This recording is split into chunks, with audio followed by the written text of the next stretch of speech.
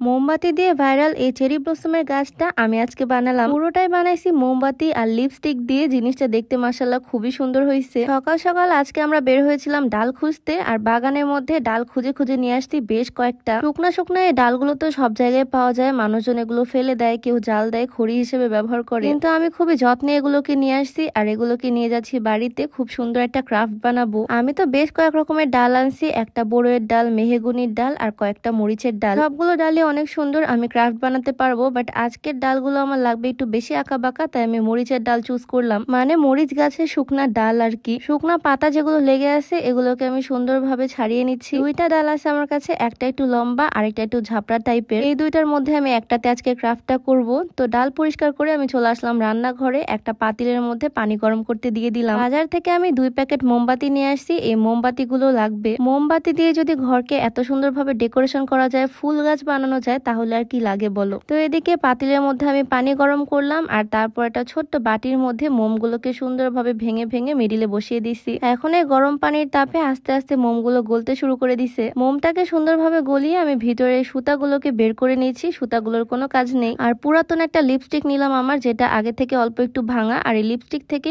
অল্প একটু ভেঙে নিব। লিপস্টিকটা যদিও এমনিতে নষ্ট, তারপর আমার ভাঙতে গিয়ে বারবার হাত কাঁপতেছে। আসলে আমাদের মেয়েদের মেকআপ প্রোডাক্টের যে কতটা মায়া সেটা আমরাই জানি। যাই হোক, অবশেষে আমি অল্প একটু লিপস্টিক ভেঙে নিলাম। লিপস্টিকের বদলে কিন্তু এখানে অন্য কালারও ইউজ করা যাবে। বাচ্চাদের যে মোম রং আছে, মোম রঙও চাইলে ভেঙে দেওয়া যাবে। এখানে আমি লিপস্টিক দিলাম। যাই হোক, সুন্দরভাবে আমি মিক্স করে নিছি, আর খুবই সুন্দর রেড টাইপের একটা কালার আসছে। আরেকটা বাটিতে আমি একদম ঠান্ডা ঠান্ডা পানি নিয়ে নিছি। তো আমার সবকিছু ডান। এখন আমি চলে আসলাম ফুল বানাতে। এই ডালগুলোতে সুন্দর করে ফুল বানাবো। যাই হোক, এদিকে আমি বিসমিল্লাহ বলে কাজ শুরু করে দিলাম। আমি লম্বা যে ডালটা আছে এইটাই চুজ করলাম, লম্বা হয়ে থাকবে, সুন্দর লাগবে। বিসমিল্লাহ বলে শুরু করে দিলাম। প্রথমে ঠান্ডা পানিতে হাত ডুবাইছি, দেন মোমে, তারপর আমি দিতে লাগলাম, বাট হলো না, প্রথমেই আমি ফেইল। যাই হোক, একবার না পারিলে দেখো শতবার। আমি আবারও চেষ্টা করতেছি, আর এবার আমি চেষ্টা করছি কয়েকবার ডিপ করে, মানে একবার ঠান্ডা পানিতে, আবার মোমে, আবার ঠান্ডা পানিতে, আবার মোমে, দেন ডালের সাথে বেশ কিছুক্ষণ চেপে ধরেছিলাম। আর এই তো ফাইনালি আমাদের প্রথম ফ্লাওয়ারটা ডান। এবার আমি বুঝে গেছি কিভাবে মেক করতে হবে।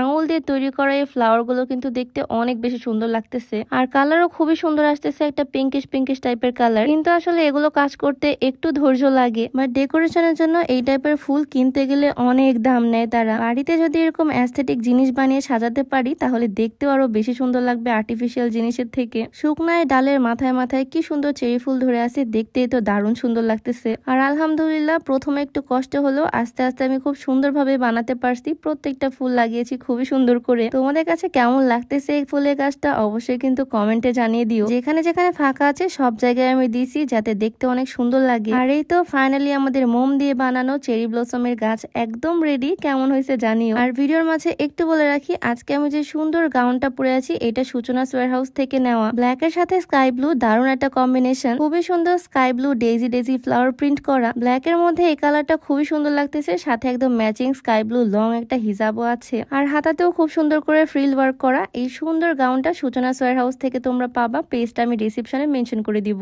যাই হোক, এদিকে আমাদের চেরি ফুলের গাছটা তো একদম রেডি, আর আমার কাছে এই জিনিসটা অনেক পছন্দ হয়েছে। এটাকে রুমে রাখলে খুব সুন্দর লাগবে দেখতে। এইদিকে বাকি যে মোমটা বেঁচে গেল, সেই মোমটাকে আমি আবার গলিয়ে নিলাম, আর তারপর একটা ছোট্ট ক্যান্ডেল বানানো ট্রাই করলাম। ছোট্ট একটা বাটির মাঝখানে আমি সুতা দিয়ে দিলাম, আর তারপর মোম ঢেলে তার উপরে দিয়ে দিলাম ছোট্ট ছোট্ট পার্ল। কিছুক্ষণের মধ্যে শুকিয়ে গেল, আর আমার ছোট্ট কিউট মোমবাতিটা একদম রেডি। ছোট এই ক্যান্ডেলটাও আসলে দেখতে অনেক বেশি সুন্দর লাগতেছে সিম্পলের মধ্যে। যাই হোক, আজকে ক্যান্ডেল দিয়ে বানানো ক্রাফটটা তোমাদের কাছে কেমন লাগলো জানিও অবশ্যই। দেখা হয়ে যাবে নতুন কোনো ভিডিওতে। সবাইকে আল্লাহ হাফেজ।